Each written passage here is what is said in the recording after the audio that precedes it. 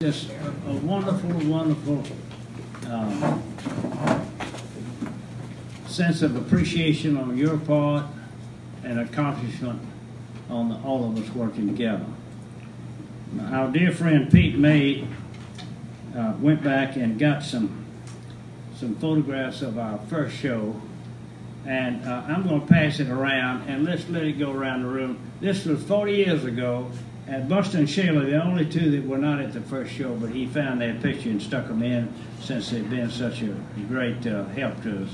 But repass that around and let everybody sort of take a look at it. Pete, thank you for doing that. That was really, really good.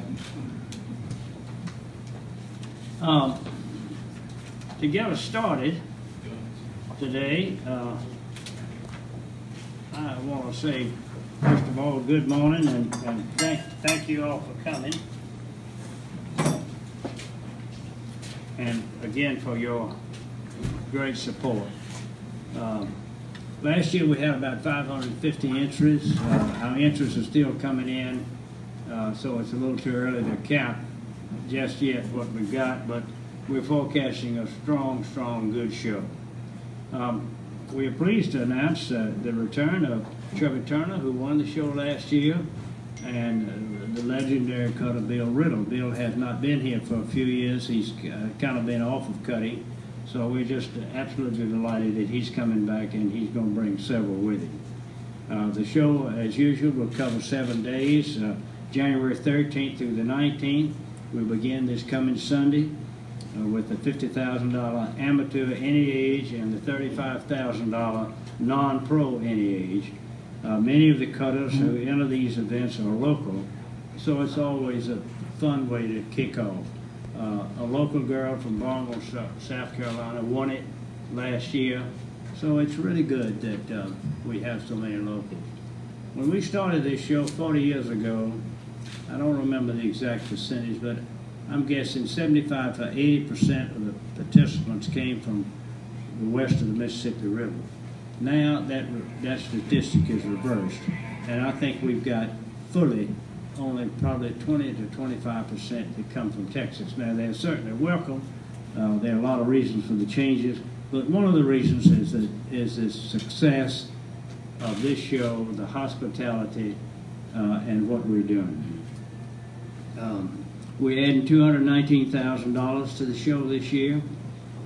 We have a new event called the 40 Open and 40 Non-Pro. We're putting up $40,000, 20 and 20, and that's to replace the Mercurial, which last year put up that same amount of money. This is a new one-time event for us, and we're just delighted to have that. In addition to that event, we've got the 2 Futurities, Open and Non-Pro. We've got the 2 Classics for the 5 and 6-year-old horses, Open and Non-Pro.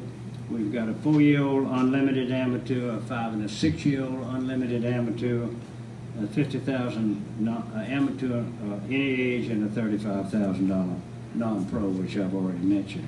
So we'll have plenty of action all week long. There's a schedule on the back table. You can pick one up, and be sure you get you a little pen to go with it. So that will help you keep up with what's going on. You know, as we sort of sit back and reflect for a minute or two, the importance of the Augusta Futurity to our city, our state, to the southeast part of this country can really not be overestimated. The economic impact over the last 39 years has been significant to both South Carolina and Georgia, and certainly to the city of Augusta. It's been very, very significant. We were just thinking a little earlier about the things that have come out of this show, and let me give you because of the success of this show and the way we ran it. People came and looked and copied and supported us. The National Barrel Horse Association, which is the largest barrel horse racing show in the world. And at Perry, Georgia, people say, well, this show is only about Augusta. No, it's not only about Augusta. It has brought to Perry, Georgia, the largest youth show horse show, barrel horse show of anywhere in the world. And they come to Georgia with their families, with their friends, with their horses, and they stay over there 2 weeks. It's a huge show. Perry's got an arena and a set of barns and everything you need to have a show like that. That was brought to the state of Georgia by this show here, and it came out of this. The Hippodrome over here in North Augusta, you all been over there, that was built because of this show. The National Collegiate Golf Association, which uses those grounds over there, again, came out of this show. The Augusta Sports Council came out of this show. Ron is a new executive director of that, and it came out of this show. We needed a sports council.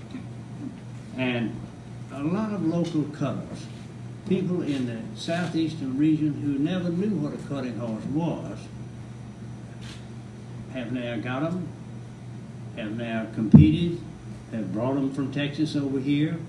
So this show for 40 years has been a tremendous economic, entertainment, and event show that has helped us in many, many ways.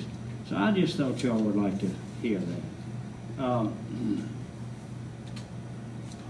We brought competitors and visitors from everywhere. Last year we had 23 states. We had Italy and Canada were here. We have other competitors that have come from everywhere.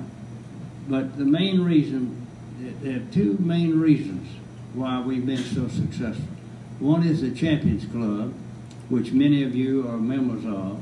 That has given us a financial base which has helped us tremendously.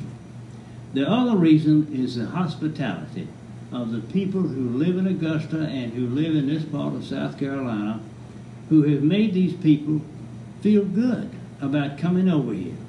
You know, there's usually only one real happy person after the show's over, and that's the person that wins the show and gets in his truck and goes back to Texas or wherever. But because of the way we treat people,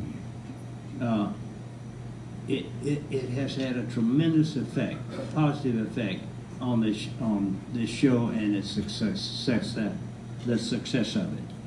So on behalf of all of the directors and everybody in this show, I want to thank you all for what you have done. Champions Club members, volunteers, and those of us who have helped in so many ways.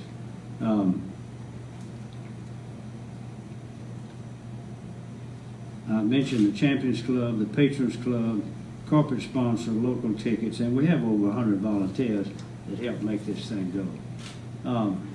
There's another group of people that I want to thank, and those are the people who work on it virtually full time. A loyal and extremely hard-working show staff.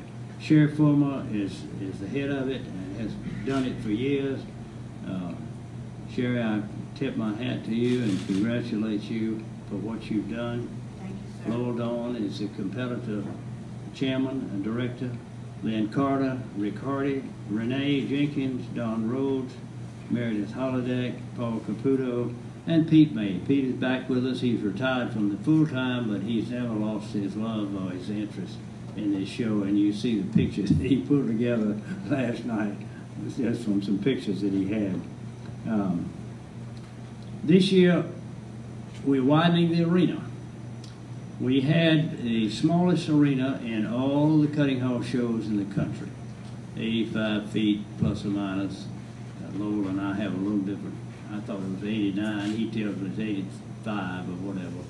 But we are putting that first batch of seats back, so it's going to look a little bit different to you. The cutters like it better because they've got a little more to work with. What have we got? 110 feet now? 108. 108 feet. So the Fort Worth Arena is 100. I measured it with a laser. So. Okay. Fort Worth Arena is 120, and that's too much. 110 to 15 is about right. So you see, we're getting there. We're getting closer and closer there. I think the riders and the cutters will like it much, much better. We have tickets available at the box office. I would like to remind you, this is a nonprofit show. All of the money goes back into the pot or into the operations of the show. It's a 501c3, and it has grown through the years with the monies that we made from ticket sales and other things that have helped the show. Once again, I want to thank all of you for all that you've done to make this show successful. I'll be glad to respond to any questions that anybody might have or any comments that anybody might want to make. Mr. Morris, will you or any of your family members be competing this year? My grandson, William V, is going to compete. I wish I was, but I'm not doing that right now. Got a lot of things on my plate. Who else has a question? You might want to mention the last Saturday's horse sale and Wrangler Family Fun Fest. Say again, what? The last Saturdays, we have the horse sale. Oh yes, we have a horse sale the last Saturday, as we have in the past, and Earl Driggers is heading that up, and last time I talked to him, he said he had a sufficient number of horses, 50 to 60, so that'll be real good. And we sell horses there that are just good riding horses. I mean, most of the people in that arena are cutters, but we have other horses there too, for people that don't want to cut, but just would like to have a nice trail riding horse. Yes, sir. Will there be anybody there I can get a nice hat from? You, I expect you, if you really get in trouble, I'll lend you this one. Other questions or comments? Well, let's all give ourselves a hand for 40 years and say thank you.